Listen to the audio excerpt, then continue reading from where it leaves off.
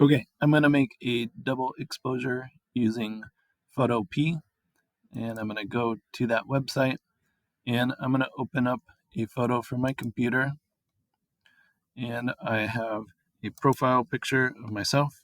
I'm going to hit open. It's going to load it up. Here it is. First thing I'm going to do is I'm going to use the object selection tool to remove the background. And starting with a background that is more simple will make this easier. So I'm going to use the object selection tool. It's going to analyze the image, and it might take a second. And I'm going to hit select subject up here. It's going to load it up. And here's my selection. I made a pretty good selection. I'm going to use the keyboard shortcut of Control J. So Control J, if you look over in my layers over here, I now have the original, and I put just that selection on its own layer.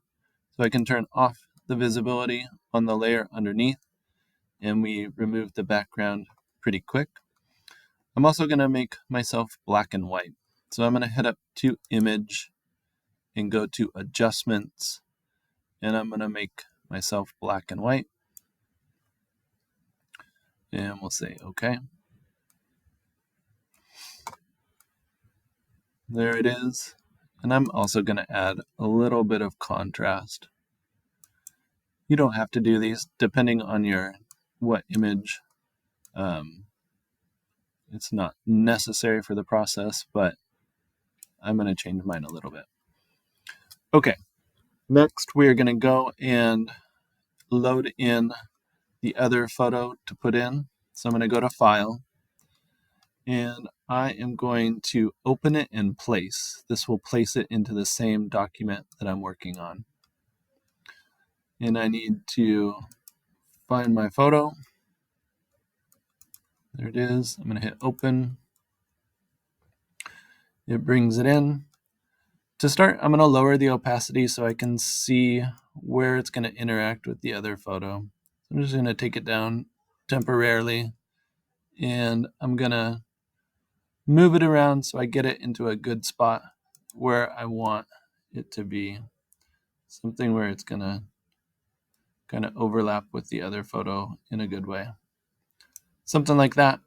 And then I'm going to turn my opacity right back up.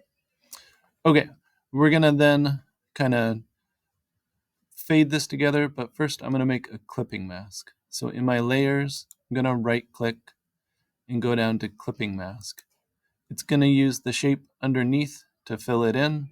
So it's using that one to fill it in, and then we can keep going.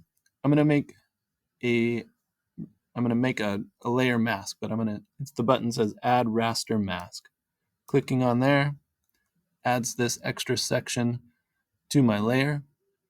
And I'm going to use the brush tool over here. And I want to make sure, I need to reset mine. I want black to be in front to take away. If I put white in front, it'll bring the image back. So I'm going to have black in front to start to take it away. My brush tool that I have selected, I want to change the size of it. I'm going to use a really large size brush, and I'm going to use a really low hardness, maybe even 0. Okay, I'm going to make my brush size even bigger, using the brackets on my keyboard to make it bigger. And when I click, it's only going to affect the layer that I'm on. It's not going to affect the layer that's underneath. And I can start to fade this image together here. I'm going to make it even bigger, and I can make kind of a really gradual change. Something else that might be helpful is lowering the opacity on the brush that I'm using. So putting it down to make it a little bit easier of a process and just give you more control over what you're doing. So different images will be different. It won't all be the same of what I'm doing here. But then I'm just going to go through the process of getting rid of the parts that I don't want. And something like that. Maybe make one more change. Do a big brush and a low opacity. Kind of fade this part right here. I'm just giving it one click. Maybe one more click. Okay. When you get it where you want, we can add a background. I'm going to select the bottom layer and I'm going to make a new layer above it. So clicking on the new layer button, and I'm going to work on this layer to add a background. We could put in a color, which sometimes is nice to use a color from the image. And I need to go through and I'm going to use the eyedropper tool to find a color I want from the image. Just helps it be a little more cohesive. So we got it in there.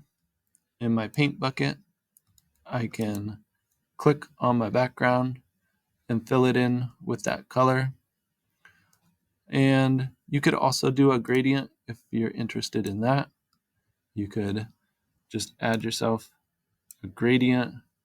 Mine's going green to white right now.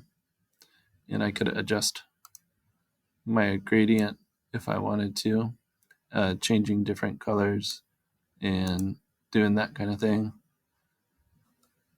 Let's see. We went from green. Let's go to green to lighter green. And then try our gradient again. So something like that.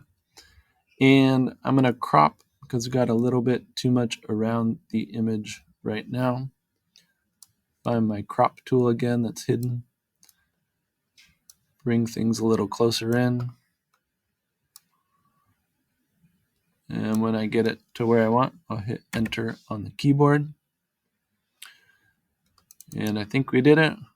When you save it, you probably want to save it as a PNG. Going to File, Export, PNG. And when it loads this preview, it's just a preview. It's not exactly how it's going to save it. So from there, you'll hit save. That's all.